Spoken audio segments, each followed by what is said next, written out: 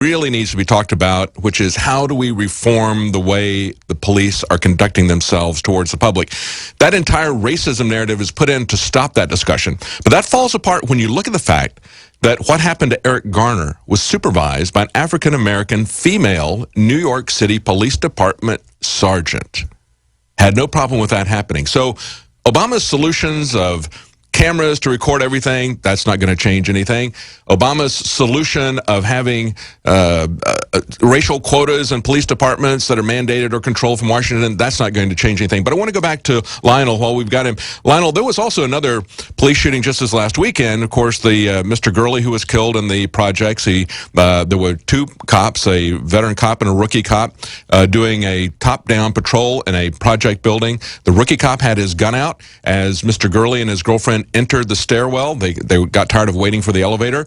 The rookie cop shot him, from testimony that's come out so far, without warning, shot him in the chest, and it sounds like they left without calling for emergency help.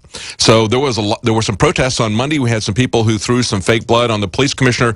I'm sure that's a factor in these demonstrations that are going on in New York now as well. Yes, in fact, it was also today's Daily News had a piece in which they suggested that one of the police officers, or the shooter perhaps, again, alleged shooters and allegedly did this, but might have been on the phone texting his union rep rather than calling for emergency backup. Wow. Now that's also, this goes to show you, so is that racism? Is that incompetence? You know, one of the problems I have to understand is, you know, Paul and David, when you are assigned to a particular area as a police officer where there are more drugs, there is more crime, there is more robbery. Now hear me out. In an area, a sector, I don't know what you call it in the UK, Paul, but a precinct or a city or a unit area, in a particular locale, and we're going to go in there. And I tell you, by the way, we're going into this new place. It's in Kensington. I don't even know the name. And there's more robberies and rapes and drugs and whatever. What can you tell me about that place? Is that going to be an affluent place based upon the number of crimes reported? Or is that going to be a poor place? What do you think based upon the statistics without even stepping foot in that area? What would you guess? Go ahead, Paul. Well, I mean, that's the point that many prominent black speakers have made, that the 911 calls are coming from the crime-ridden areas, obviously, so that's where police need to go. That's where they're called out. That's where they're going to go.